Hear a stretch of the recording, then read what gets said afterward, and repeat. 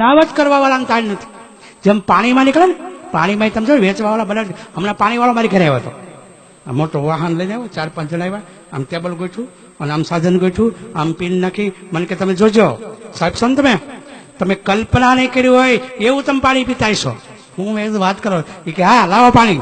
અને મેં પાણી દીધું. એટલે આમ પાણી થયેલું, આમ બધું ગોઠવું, આમ સ્વીચ પાડીને આમ ધુમાડા નીકળ્યા, કાંઈક થયું. અમે બધા ઓલા નિબંધ તપાસતા હોય ને એમ જોઈ રહ્યો કે આગળ કાંઈક થાય. પછી આમ જોયું તો ઓલું મીટર મૂકે, ઓલું કરે. મને કે એક કામ કરો તો બીજું પાણી લઈ આવો તો.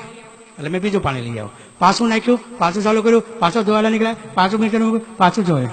હા મામું જોઈ લે. ઓલાને કે જાતો બીજું મશીન લઈ આવે. એટલે એ મશીન કાઢી મૂકી બીજું મશીન લઈ આવ્યા. એ મૂક્યું, એમાં પાણી નાખ્યું, પછી આમ જોઈ રહ્યા. મને કે સાહેબ તમે શેનું પાણી પીવો છો? મેં કીધું વરસાદનું. ત્યાં તો ભાઈ હંકેલો બધા આમાં નાખેલું, ઓલું આમાં નાખેલું. ત્યાં ઉભા. મેં કાં શું થયું? મને કે તમે કોઈને કામમાં નહીં દો. તમારે શું કરવું હતું એ તો કયો. કે મારે તમને દેખાડવું હતું કે 1000 PPM વાળું તમે પાણી પીવો છો. મેં ત્યાં કેટલું નીકળ્યું? એ કે 74. મેં સારું. હવે મેં બીજું તમને મારે એક પ્રશ્ન પૂછવાનો છે. તમારી જિંદગીમાં તમે ક્યાંય પણ જઈને એમ કહેશો ખરા કે વરસાદના પાણીમાં 75 PPM હોય? તમે કહેશો ખરા? એ કે નહીં. તો તમારો ધંધો શું કરવો? તો વિચાર કરો, એના ધંધા હારોથી આપણને મારી નાખે છે. તો વિચાર કરો, પેપ્સીની જાહેરાત હોય, કોકા કોલાની જાહેરાત હોય. તમે કે નાળિયેરની જાહેરાત સાંભળી કે નાળિયેર પીવો એમાં એટલા થતું હશે, એમાં કૂદકો મારીને તમે દિવાલ ઉપર ચડી જાવ, એમાં ક્યાં આવ્યું? નાળિયેરની જાહેરાત ન હોય.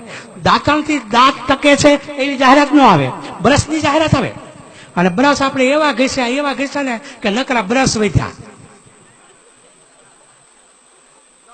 દાંત વી ગયા, બ્રશ નકરા વધ્યા. પણ કોઈ દાંતણની થોડી જાહેરાત દે, કોઈ શેરડીના રસની જાહેરાત દે? અરે મિત્રો, એક પેપ્સી પીવો ને, એક પેપ્સી એટલે આપણી કિડની 70 લીટર પાણી ફિલ્ટર કરે ત્યારે એ કચરો નીકળે. 70 લીટર પાણી ત્યારે કચરો નીકળે. ત્યાં તો આપણે બીજું પીધું હોય. આ કિડની ફેલ થવાનું કારણ આ છે. તો સારી વસ્તુ પીએ, સારી વસ્તુ ખાઈએ તો કાંઈ વાંધો આવતો નથી. એટલે પહેલું મેં કીધું વરસાદનું પાણી પીવો, ચોખ્ખું દૂધ, અને ત્રીજી વાત કરી ચોખ્ખું તેલ. અને ચોથી વાત તો બહુ સરસ છે, તમને મગજમાં બેસી જાય છે. મારે 7 વાત કરવાની છે. એમાં ખાવાની વાત 5 અને 2 વાત પાછી બીજી છે. હે ને? મારી ઘરે એકવાર એક ભાઈ આવ્યા. તમે કિસાન સંઘમાં કામ કરો છો? મેં કીધું હા. એટલે બદામનું પાન લીધું, પાન લઈને સાદું પાણી નાખ્યું, અને પછી એની પાસે એક દ્રાવણ હતું, એના 2 ટીપા પાડ્યા. એટલે મારી નજર સામે એ પાણી પેલા પાનમાં જતું રહ્યું. મને કે કાંઈ સાહેબ સમજાણો? મેં કીધું શું? મને કે ખેડૂતો દવા છાંટે, વરસાદ પડે તો દવા ધોવાઈ જાય, ઝાકળ પડે તો દવાઈ જાય, મેઘરો આવે તો ધોવાઈ જાય. એને કયો દવા ગમે એ છાંટે, પણ અમારું આ લિક્વિડ નાખે. સમજાણું તમને? હવે તમામ દવામાં એ લિક્વિડ આવે છે. એટલે પેલા ભણવામાં આવતું કે શાકભાજી ધોઈને ખાવા, હવે ધોઈને હું ખાવા? અંદર જ દવા છે. મેં કીધું આ દવા અંદર જાય એટલે શું થાય?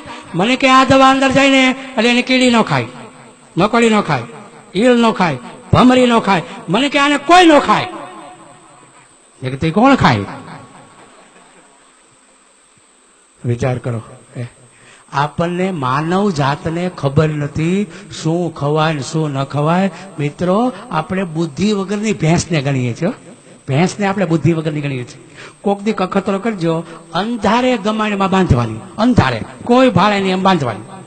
પછી એને ખાવા માટે અંધારે રજકો નાખવાનો રાતે 12 વાગે, અને અંદર એક જ પાન આકડાનું નાખવાનું, એક જ પાન. તમે જો સવારે જોશો શું હોય છે?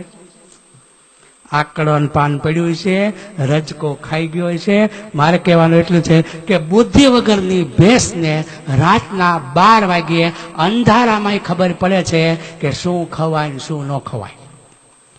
એટલી માનવને ખબર પડે ધોળાદીએ ખબર પડે. અને જો ખબર પડે તો 100 વર્ષ જીવી શકાય, 100 વર્ષ જીવી શકાય. ઘરે થોડીક જગ્યા કરો. હું મારો દાવો છે, સમજો, 10 બાય 10 ફૂટની જગ્યા હોય ને ઘરનું શાકભાજી ક્યારે થાય.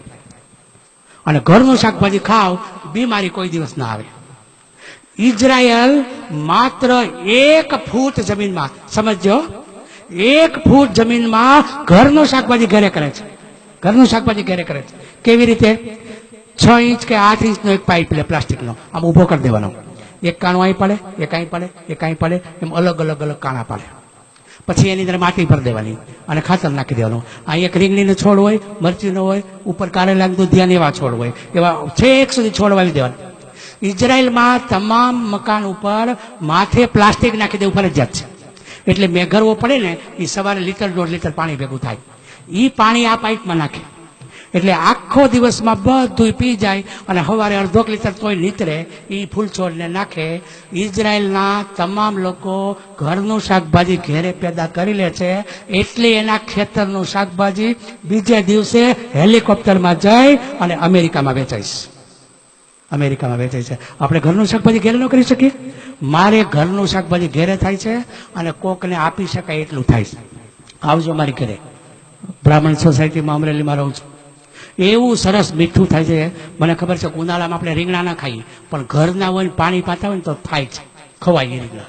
2 જ છોડ રીંગણીના વાવો. હવે તો એવું બિયારણ નીકળેલું, કટિયું બિયારણ.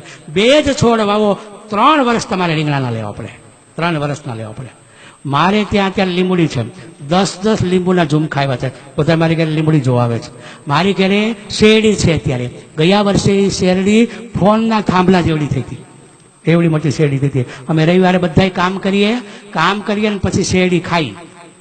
તમે જો વિચાર કરો, આપણે શું કર્યું છે? કામ કરવાનું બંધ કર્યું, પછી બીમાર પડીએ એટલે યોગાસન કરીએ, હવળા હવળા વળખાઈએ, હાલવા જાય, પરસેવે રેપઝેપ થઈ જાય.